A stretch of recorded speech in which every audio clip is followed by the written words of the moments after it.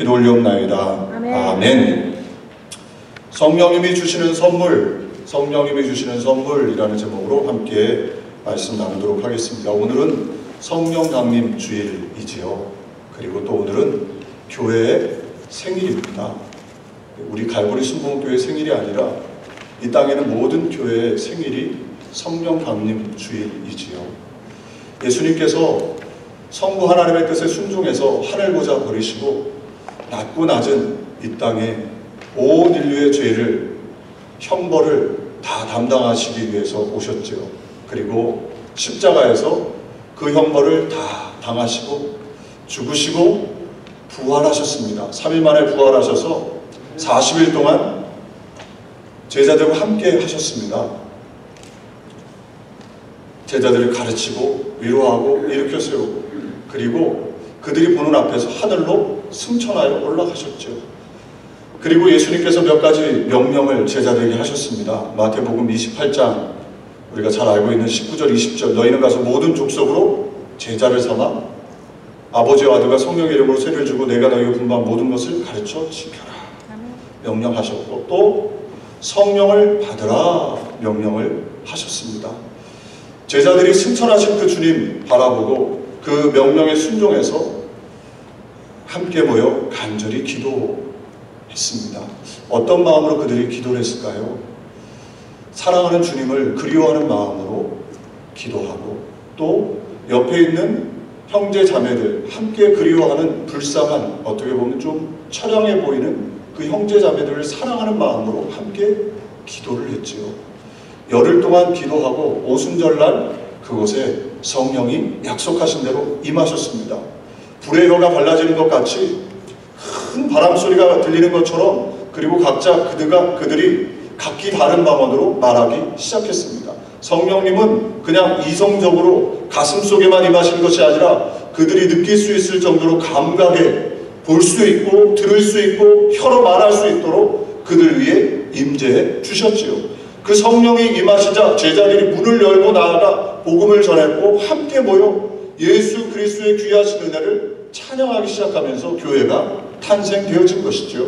그래서 오늘은 성령 강림 주일뿐만 아니라 교회의 탄생일, 참으로 의미 깊은 날입니다. 인간이 혼자서 할 수 없는 몇 가지 일들이 있죠. 크게 두 가지가 있죠. 첫 번째가 결혼 아닙니까? 아무리 결혼하고 싶어도 혼자서는 결혼할 수가 없습니다. 신앙생활도 마찬가지입니다. 신앙생활은 혼자 하는 것이 아니라 우리 주 예수 그리스도와 함께 하는 것, 우리 주님 안에 거하는 것, 주님이 또 내 안에 거하시는 것, 이것이 신앙생활이지요.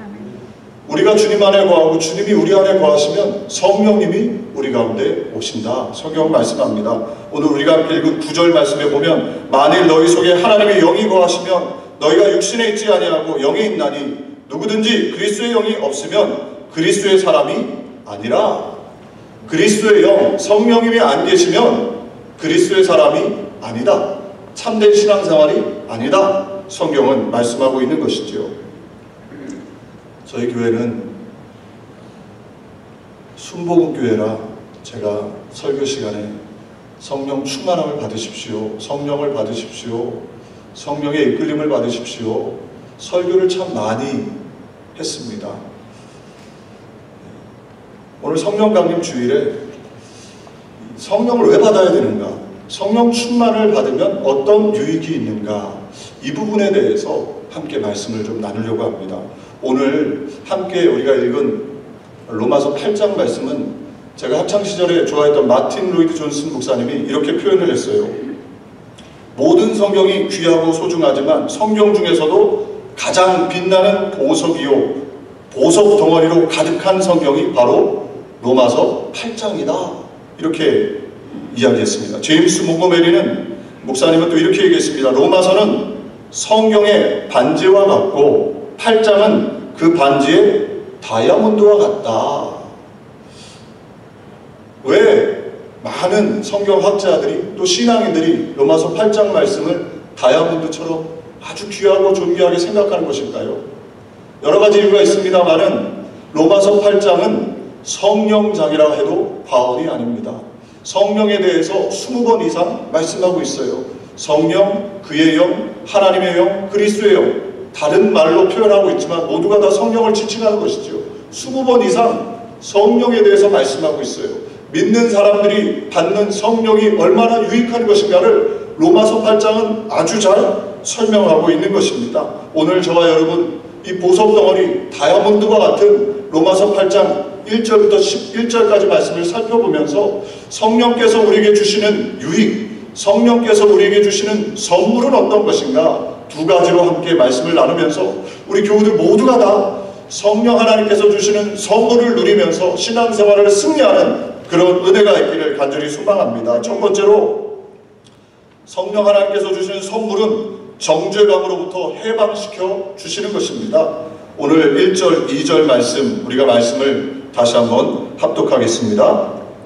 그러므로 이제 그리스도 예수 안에 있는 자에게는 결코 정죄함이 없나니 이는 그리스도 예수 안에 있는 생명의 성령의 법이 죄와 사망의 법에서 너를 해방하였습니다. 아멘. 사도 바울은 예수 그리스도 안에 있는 사람들에게는 결코 정죄함이 없습니다 라고 말씀합니다. 왜냐하면 죄와 사망의 법에 있던 우리가 성령의 생명의 법으로 말미암아 해방되었기 때문이라고 말씀하고 있습니다. 여기서 우리가 좀 주목해서 잠깐 살펴봐야 될 단어가 정죄감입니다. 정죄라는 단어는 법정 용어지요. 죄가 있다고 법정에서 선고를 받는 것이 정죄입니다. 강도짓을 하고 나면 형법에 의해서 법정에서 죄인이라고 선고를 받지요. 이것처럼 저와 여러분이 이 땅에 살면서 율법을 어기면 하나님의 법정 앞에서 정죄, 죄가 있다고 판단을 받고 선고를 받게 됩니다. 여러 가지 죄악들이 우리의 삶 속에 있지 않습니까? 완벽하게 우리가 모든 사람들 앞에서 숨긴다 하더라도 우리의 양심이 계속해서 우리가 죄인인 것을 말하고 죄인임을 여전히 우리에게 가르쳐주고 있지요. 모두가 죄인이 아닌 척하지만 마음으로부터 정죄감을 가지고 살아갑니다. 이 정죄감으로 인해서 고통스러운 증상들이 나타나죠. 마치 상한 음식을 먹고 나면 배탈이 나고 독이 들어있는 음식을 먹으면 고통을 당하는 것처럼 죄를 지은 정죄감은 영혼에서 떠나지 않고 여러 가지 증상들을 나타냅니다. 죄책감에 시달리고 불안함, 두려움, 피해의식, 패배의식, 저주에 대한 두려움, 실패에 대한 예감, 허무감, 회의감 이런 것들이 계속 정죄감을 통해서 들어오는 것이죠. 관계적으로는 불평들, 또 차별, 억압, 폭력, 빈곤 이런 것들을 정죄감 때문에 겪게 됩니다. 가장 큰 대가는 멸망, 심판, 성경이 말씀하고 있는 지옥 아니겠습니까? 정죄감은 결국에는 그렇게 우리를 망가뜨리는 것이죠. 사도 바울도요. 하나님의 말씀에 정통했던 사도 바울도 로마서 7장에 보면 이 정죄감 때문에 괴로워했어요. 로마서 7장 21절부터 25절 말씀 제가 말씀을 공독해 드리겠습니다. 그러므로 내가 한 법을 깨달았노니 곧 선을 행하기 원하는 나에게 악이 함께 있는 것이로다. 내 속사람으로는 하나님의 법을 즐거워하되 내 지체 속에서 한다는 법이 내 마음의 법과 싸워 내 지체 속에 있는 죄의 법으로 나를 사로잡는 것을 보는도다. 오호라 나는 공고한 사람이로다. 이 사망의 법에서 누가 나를 건져내랴. 우리 주 예수 그리스도로 말미암아 하나님께 감사하리로다. 그런즉 내 자신이 하나님으로는 하나님의 법을 육신으로는 죄의 법을 섬기노라. 율법에 정통했던 사도 바울, 바리새인 중에 바리새인 가말리엘의 문화생이었던 그러나 사도 바울 하나님의 말씀을 잘 지키는 것 같았지만 그 안에는 정죄감이 가득했던 것이죠. 하나님의 말씀을 지키고는 싶지만 마음으로는 지키고 싶지만 육신으로는 계속해서 죄를 짓는 죄 아래 굴복하는 자신의 모습을 보면서 오호라 나는 공고한 사람이다. 공고하다는 표현이 무엇입니까? 나는 내 안에 희망이 없다. 나는 망하게 되었다. 이런 표현 아닙니까? 그런 절망 속에 정죄감 때문에 괴로워했지요. 많은 신앙인들이 교회 예배에는 나오지만 이 정죄감 때문에 괴로워합니다. 일주일 동안의 삶 속에서 하나님을 기쁘시게는 하고 싶은데 하나님 앞에 더 아름다운 예배를 드리고 싶은데 최선의 것을 드리고는 싶은데 여전히 죄 아래 정죄감 때문에 괴로워하고 능력이 그 안에 없는 것을 보게 됩니다. 사랑하는 교우들, 여러분들은 어떠십니까? 그런데 이 사도 바울이요, 오호라 나는 공부한 사람이다 라고 고백을 했지만 이 로마서 8장에 들어서 성령의 법을 깨닫고 난 다음에는 결코 정죄감이 없다라고 고백하고 있는 것입니다. 오늘 1절부터 2절 말씀 우리가 다시 한번 이 말씀을 봉독하길 원합니다. 그러므로 이제 그리스도 예수 안에 있는 자에게는 결코 정죄함이 없나니 이는 그리스도 예수 안에 있는 생명의 법이 죄와 사망의 법에서 너를 해방하였음이라. 아멘. 여기서 법이라고 말씀하고 있죠. 생명의 성령의 법, 죄와 사망의 법. 제가 읽고 있는 NLT 성경에 보면 New Living Translation에 보면 이 법이 The Power라고 표현되어 있습니다. The Power of the Life-Giving Spirit, The Power of Sin. 그래서 능력, 권능, 권세 이런 의미가 있는 것입니다. 죄 아래에 우리가 묶여있는데, 정죄감으로 묶여있는데 성령님이 오시면 우리를 죄 아래서 끌어내어서 그 힘으로, 그 권세로 우리를 자유와 해방으로 붙잡아 주시는 것이 바로 성령님이 주시는 선물이라는 것입니다. 사도 바울이 이것을 깨달은 다음에 하나님 앞에 결코 정죄함이 없다라고 고백을 할 수 있었던 것이지요. 우리 사랑하는 교우들도 어찌하건 예배 가운데 성령이 있음도 알지 못하는 내 뜻대로 내 마음대로 그냥 살아가는 인생이 아니라 성령 하나님 앞에 마음 문이 열려서 성령님이 이끌어주시는 자유와 평강, 결코 정죄함이 없습니다. 나는 예수 그리스도의 십자가로 말미암아 영원 구원이 이루어졌을 뿐만 아니라 이 땅에서 자유와 평화와 축복 속에 삽니다 라고 고백할 수 있는 참된 신앙인들이 되시기를 주님의 이름으로 축복을 드립니다. 성령 하나님은 요한복음 15장 26절에 이렇게 말씀하죠. 내가 아버지께로부터 너희에게 보낼 보혜사 곧 아버지께로부터 나오시는 진리의 성령이 오실 때 그가 나를 증언하실 것이요. 아멘. 성령님이 오시면 우리 안에 예수님이 하신 놀라운 일을 증언하시는 것이지요. 성령 하나님께서는 예수님을 높이게 됩니다. 그래서 예수님이 하신 놀라운 십자가의 은혜들을 바라보고 정죄감이 아니라 자유와 기쁨을 누리고 하나님의 은혜를 누리게 되는 것입니다. 우리가 갈라디아서 3장 13절부터 14절 말씀 같이 말씀을 합독하겠습니다. 그리스도께서 우리를 위하여 저주를 받은 바 되사 율법의 저주에서 우리를 속량하셨으니 기록된 바 나무에 달린 자마다 저주 아래 있는 자라 하였습니다. 이는 그리스도 예수 안에서 아브라함의 복이 이방인에게 미치게 하고 또 우리로 하여금 믿음으로 말미암아 성령의 약속을 받게 하려 함이라. 아멘. 예수님께서 하신 이 놀라운 일을 성령 하나님이 증거해 주시는 것이지요. 내가 당해야 될 십자가의 저주, 형벌을 예수님이 친히 나무에 달리셔서 저주를 다 받으셨고 우리에게는 아브라함의 복을 선물로 주셨다. 할렐루야. 이 땅에서 복되고 잘되고 하나님의 은혜를 누리도록 우리를 만들어주신 예수님의 귀하신 은혜를 성령님이 우리에게 증거해 주시는 거예요. 할렐루야. 예배 가운데 이 은혜를 받아 누리시기를 주님의 이름으로 축복을 드립니다. 예배에 올 때에는 답답하고 괴롭고 여러가지 문제, 어려움을 가지고 왔다 할지라도 이 예수님의 십자가의 은혜를 성령으로 말미암아 바라보는 것이죠. 내가 저주받을 인생이 예수 그리스도로 말미암아 축복과 은혜와 영원한 생명을 누리게 되었다. 이것을 깨닫는 것, 이것이 바로 성령이 우리에게 주시는 선물입니다. 오늘도 우리 교우들이 이 은혜 가운데 있기를 간절히 소망합니다. 갈라디아서 2장 20절도 말씀합니다. 내가 그리스도와 함께 십자가에 못 박혔나니 그런즉 이제는 내가 사는 것이 아니오 오직 내 안에 그리스도께서 사시는 것이라. 이제 내가 육체 가운데 사는 것은 나를 사랑하사 자기 자신을 버리시는 하나님의 아들을 믿는 믿음 안에서 사는 것이라. 아멘. 그래서 날마다 신앙생활은 성령님이 오시면 나는 십자가에 못 박혔고 못하는 나, 죄지었던 나, 연약한 나는 십자가에 못 박혔고 예수 그리스도께서 내 안에 계시다. 이것을 성령께서 우리에게 증언해 주시는 것이지요. 에베소서 1장 7절도 말씀합니다. 우리는 그리스도 안에서 그의 은혜의 풍성함을 따라 그의 피로 말미암아 속량 곧 죄사함을 받았느니라. 아멘. 사단이 계속해서 우리를 공격하죠. 너 죄인이다. 어제 지은 죄, 과거에 지었던 죄악들, 우리가 하나님 앞에 불의했던 모든 것들을 사단은 계속해서 참수합니다. 그때 성령님이 오셔서 우리를 이끌어 주시는 거예요. 제가 말씀을 생각하면서 이런 생각을 해봐요. 성령님의 역할은 어떤 역할인가? 사단이 계속 우리를 향해서 총을 쏘는 것입니다.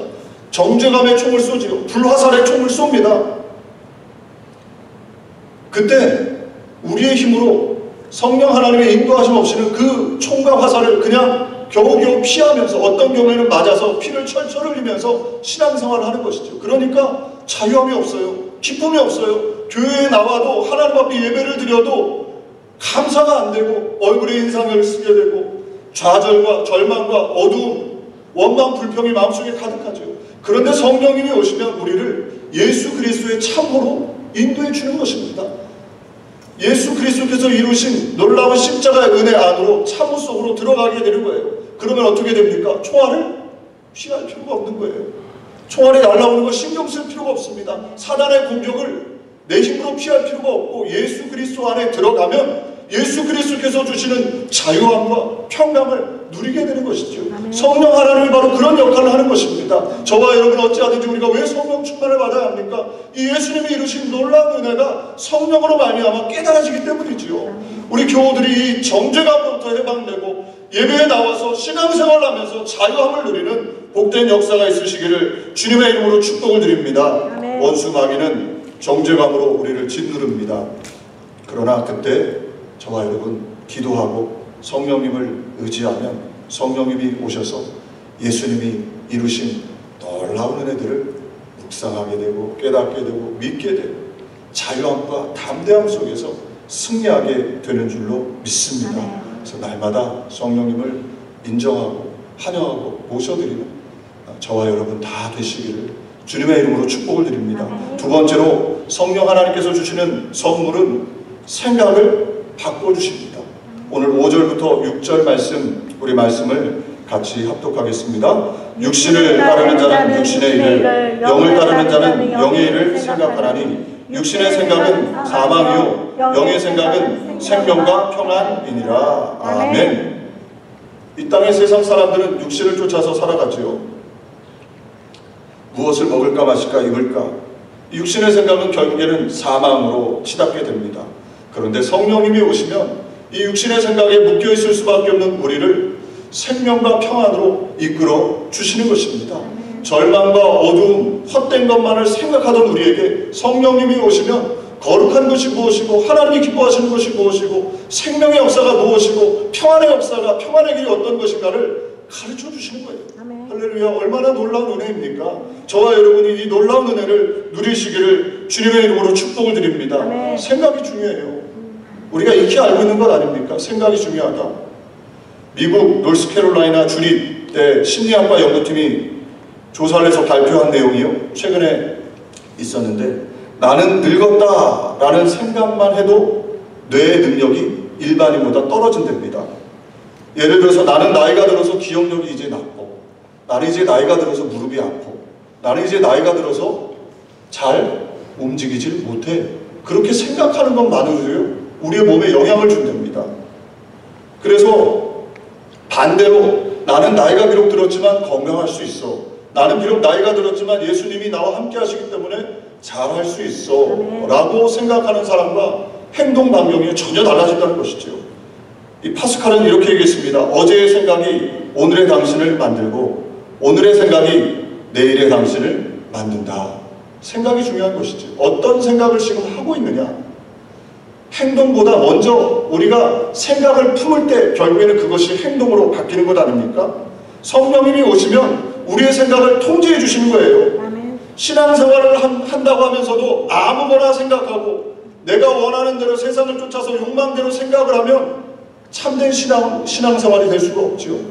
성령님이 오시면 우리의 마음에 오셔서 우리의 생각을 다스려 주시는 거예요. 아멘. 잘못된 생각이 잠깐 들어올 수 있죠. 미워하고 시기하고 질투하고 음란한 생각들을 할 수가 있죠. 그러나 성령님이 오시면 그것이 생명의 길이 아니라 평안의 길이 아니라 헛된 것이라는 것을 깨닫게 해주시는 겁니다. 그래서 성령 충만을 받아야 되는 것이죠. 우리 자녀들도 성령 충만을 받아야 되는 이유는 성령님이 오셔서 생각을 통제해 주시는 거예요. 그러니까 우리 자녀들이 잘 되기 위해서는 이 땅에서 어찌하건 성령 하나님의 인도함을 받아야 되는 것이죠. 참된 신앙생활은 바로 성령님이 오셔서 내 생각을 통제하시는 것입니다. 이런 경험을 자꾸 하는 것이죠. 그럴 때 성령 안에 더욱더 깊이 들어가게 되는 줄로 믿습니다. 가룟 유다의 실패는 생각의 실패였습니다. 요한복음 13장 2절에 보면 마귀가 벌써 시몬의 아들 가룟 유다의 마음에 예수를 팔려는 생각을 넣었더라. 생각이 들어온 거예요. 예수님을 팔 생각. 3년만 쫓아다녔던 스승인 예수님, 끝까지 제자들을 사랑해 주셨고 가룟 유다를 인격적으로 대해주셨던 그 주님, 그 주님을 팔려는 생각이 사단이 넣어주자 그 생각을 통제하고 다스려야 되는데 가룟 유다는 그만 그 생각에 점령당해 버린 것이지요. 그래서 결국에는 그 예수님을 은30에 팔고 자신의 그 연약함, 자신의 잘못을 이겨내지 못하고 목매달아 자살하는 안타까운 인생을 살지 않았습니까? 저와 여러분, 우리가 생각을 통제해야 합니다.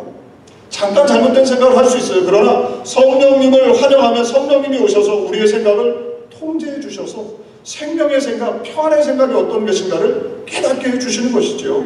성령이 오시면 우리의 생각에 예수님의 말씀을 불어넣어 주십니다. 요한복음 14장 26절 말씀합니다. 우리가 말씀을 같이 합독해 볼까요? 보혜사 곧 아버지께서 내 이름으로 보내실 성령, 그가 너에게 모든 것을 가르치고 내가 너에게 말한 모든 것을 생각나게 하리라. 아멘. 성령 하나님이 오시면 예수님이 말씀하신 생명의 말씀들, 예수님이 말씀하신 진리의 길이 생각나는 거예요. 예수님의 말씀들이 자꾸 생각나는 것이지요. 성령 충만하다는 것은 바로 그런 것 아닙니까? 그래서 생각을 통제할 수가 있는 것이지요. 진리의 말씀들로 가득할 때 머릿속이, 성경의 말씀들로 가득할 때 우리의 삶은 결국에는 생각이 가득한 것대로 우리의 미래가 나타나게 되는 것이지요. 예수 믿고 신실한 신앙인으로 살았던 헬렌 켈러, 평생 우리가 잘 알고 있는 것처럼 시각장애인, 청각장애인으로 살았습니다. 헬렌 켈러가 이런 말을 했어요. 행복의 한쪽 문이 닫힐 때 다른 한쪽 문이 열린다. 하지만 우리는 그 닫힌 문만 오래 바라보다가 우리에게 열린 다른 문을 보지 못하고 살아간다. 닫힌 문을 바라보고 있으면 더 이상 앞으로 나가지 못한다. 지나간 실패의 기억은 떨쳐버리고 앞으로 어떻게 할 것인가를 생각해서 새로운 길을 찾을 수 있을 것이다. 헬렌 켈러는 비록 청각, 시각 장애인이었지만 신앙의 힘으로, 하나님의 말씀의 힘으로, 성령 하나님의 인도하심 속에서 그는 불행한 조건을 가지고 있었지만 불행한 조건에만 얽매이지 않고 열려있는 문, 새롭게 뚫려있는 기회의 문들을 바라보고 오히려 건강한 사람들보다, 정상인들보다 훨씬 더 많은 사람에게 영향을 주고 행복한 인생을 살았던 것입니다. 어려운 상황에도 저와 여러분 성령님이 오시면은요, 주의 말씀이 생각나서 주의 말씀대로 살아갈 수 있는 능력을 우리에게 주시는 것입니다. 고린도후서 8장 9절 말씀하지요. 이 말씀 우리가 같이 합독하겠습니다. 우리 주 예수 그리스도의 은혜를 너희가 알거니와 부유하신 이로써 너희를 위하여 가난하게 되심은 그의 가난함으로 말미암아 너희를 부유하게 하려 하심이라. 아멘. 성령님이 오시면 우리의 상황, 어렵고 힘들고 답답하고 또 때때로 우리의 지갑에 돈이 별로 없는 것 같은 그런 환경 속에 있을 때 주님의 말씀을 붙잡는 것이죠. 예수 그리스도께서 부유하신 자로 가난케 되시면 우리를 가난해서 부유케 하기 위함이다. 이 말씀을 붙잡는 것입니다. 성령께서 우리에게 오셔서 생각을 집중하게 해주시는 것이죠. 그래서 안 된다, 못한다가 아니라, 가난한다가 아니라 예수 그리스도로 말미암아 우리가 아브라함의 복을 누리게 된다라고 생각이 바뀌는 것이죠. 할렐루야. 예배 가운데 우리 교우들이 그런 은혜가 있기를 간절히 소망합니다. 우리 남자 교우들 제가 이렇게 만나보면 참 열심히 살아요. 우리 교우들의 삶이 열심히 사는 것도 중요합니다. 최선을 다해서 살아야죠. 그러나 그것보다 더 중요한 것이 있습니다. 그것이 무엇이냐? 성령 하나님이 도와주시는 은혜가 있어야 돼요. 그래서 생각이 바뀌어야죠. 생각이 긍정의 생각으로 바뀌고 할 수 있다는 생각으로 바뀌고 생각이 자꾸 바뀌어질 때 우리의 미래가 바뀌는 놀라운 은혜가 임하게 될 줄로 믿습니다. 아멘. 만년필은 루이스 에디슨 위트맨이라는 사람이 발명을 했습니다. 원래 이 사람은 보험 설계사였어요. 보험 계약을 하러 하루는 사람하고 고객하고 앉아서 계약서를 쓰는데 그만 잉크가 기울어져서 잉크가 완전히 계약서 위에 쏟아지고 번져버렸습니다. 그래서 이 위트맨이라는 사람이 새로운 계약서를 가지고 계약을 하려고 했더니 그만 이 고객이 이렇게 얘기를 합니다. 계약서에 잉크가 쏟아진 것을 보니 참 재수가 없다. 계약을 안 하겠습니다. 당신 보험에도 실패할 거요. 이렇게 얘기를 했대요. 화를 버럭 내고 일어섰답니다. 위트맨도 거기에 화를 낼 수 있는 상황 아닙니까? 그런데 위트맨의 마음속에 하나님을 신실하게 믿으니까 그의 머릿속에 다른 생각이 들었대요. 아, 이 계약서에 잉크가 안 쏟아지는 펜을 개발하면 좋겠구나. 그리고 나서 개발을 하기 시작해서 만년필을 개발하는 것이죠. 그래서 보험 설계사 할 때보다 만년필을 개발해서 이 사람이 더 큰 부를 누리고 또 축복을 나누어주는 그런 삶을 살았다는 것입니다. 저와 여러분, 우리가 성령 하나님이 오시면은요, 생각이 바뀌는 것이죠. 실망하고 낙심하고 좌절해야 될 상황에서 성령 하나님이 오시면 긍정의 생각으로 바뀌는 것입니다. 이 사람이 주로 마음에 외웠던 말씀이 빌립보서 4장 13절 말씀입니다. 내게 능력 주시는 자 안에서 내가 모든 것을 할 수 있느니라. 할렐루야. 저와 여러분 안에도 동일한 말씀이 마음속에 새겨지시기를 주님의 이름으로 축복을 드립니다. 마가복음 9장 23절로 말씀하죠. 예수께서 이르시되 할 수 있거든이 무슨 말이냐? 믿는 자에게는 능하지 못할 일이 없느니라 하시니. 아멘. 네, 우리 이 말씀 다시 한번 합독해 볼까요? 마가복음 9장 23절 말씀을 합독하겠습니다. 예수께서 이르시되 할 수 있거든이 무슨 말이냐? 믿는 자에게는 능히 하지 못할 일이 없느니라 하시니. 아멘. 저와 여러분, 우리가 이 말씀 붙잡고 이민생활하면서 하루하루 살아가면서 어찌하든지 예수 그리스도께서 우리에게 오셔서 이루신 놀라운 십자가의 은혜를 기억하며 할 수 있다는 생각으로 전진하고 전진하는 복된 역사가 있으시기를 주님의 이름으로 축복을 드립니다. 아멘. 요즘 한국 BTS, 우리 연세 드신 교우들, 저도 뭐 BTS 노래는 잘 모릅니다. 근데 신문을 보니까요, BTS가 대단하더라고요. 외국 아이들이요, 한국말로 노래를 불러요. 꿈이나 우리가 생각했던 일입니까? 아무도 상상하지 못했던 일들이 지금 일어나고 있는 거예요. 한두 명이 부르는 게 아니고요, 떼창을 해요. 한 수백 명, 수천 명이 모여서 외국 아이들이 한국말로 노래를 불러요. 찬양이면 더 좋겠지만 어찌하든 한국말로 노래를 막 부르는 모습을 제가 보면서 야, 이게 꿈인가 생신가 그런 생각이 들어요. 요즘 한국인들이 굉장히 환영합니다. 학교에서도 보면은요, 한국 아이들 한두 명 꼭 껴서 친구들이 같이 논대요. 지금 미국 사회 분위기가 그렇게 바뀌었어요. 50년 전 한국의 모습 어땠습니까? 50년 전 이민사회 어땠나요? 물론 50년 전에 저는 없었으니까 정확하게는 알지 못하지만 이민자로 살아가는 건 고단하고 힘든 일이었죠. 한국도 50년 전에 가난에 찌든 나라 아니었습니까? 그런데 지금 세계 GDP가 제가 설교를 준비하면서 찾아보니까 12위, 11위, 13위 왔다 갔다 계속 하더라고요. 세계 13번, 12번, 11번째 경제 대국이 됐어요. 이게 놀라운 일 아닙니까? 할렐루야. 여러분들 별로 안 놀라우십니까? 놀라운 일이죠. 야구 선수 유현진이 뭐 한국인으로 야구를 하는데 정말 놀랍게 잘하지 않습니까? 한국이 어떻게 이렇게 발전할 수 있었을까? 제가 곰곰이 말씀을 준비하면서 생각을 해봤어요. 다른 이유가 없는 것 같아요. 한 가지 이유는 무엇이냐? 한국 교회가요, 할 수 있다는 생각으로요, 한국 강단에서 하나님의 말씀이 선포되어졌고 한국 성도들이, 믿는 자들이 할 수 있다, 성령 하나님이 오셔서 생각이 바뀌어진 것이죠.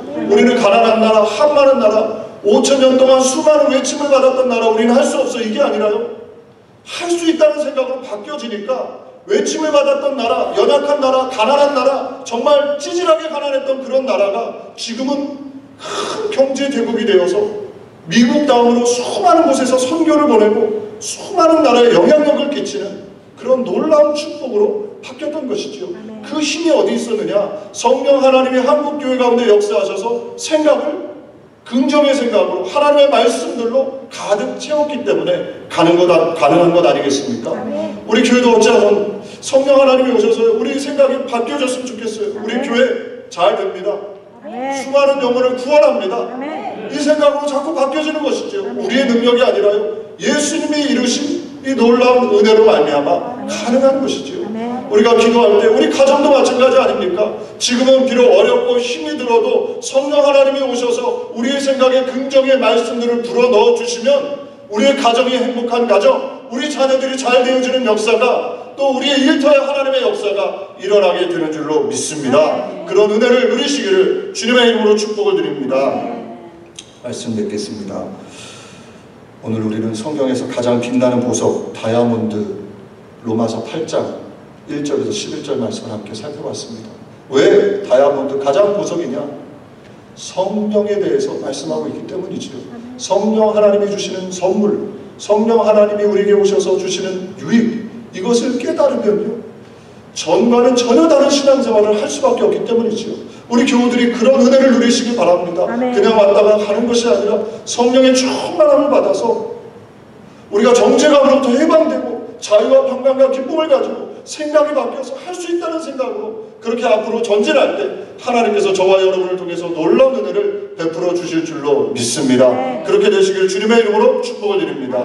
기도하겠습니다. 좋으신 하나님 아버지, 성령이 있음도 알지 못하는 그냥 성전의 뜰을 밟고 가는 안타까운 신앙이 되지 않게 해주시고, 예수 그리스도 안으로 이끌어 주시는 그 성령 하나님, 정죄감으로부터 해방시켜 주시는 그 성령 하나님, 우리에게 생각을 바꿔주셔서 영의 생각으로 채워주셔서 생명과 평안으로 인도해 주시는 그 놀라운 성령 하나님을 경험하며 성령 하나님과 동행하는 신앙생활하기를 원합니다. 우리 교우들이 모두 다 이런 은혜 가운데 거하게 해주셔서 가정과 일터와 우리 교회가 하나님의 역사로, 생명의 역사로 넘쳐날 수 있도록 인도해 주옵소서. 예수님의 이름으로 기도 올리옵나이다.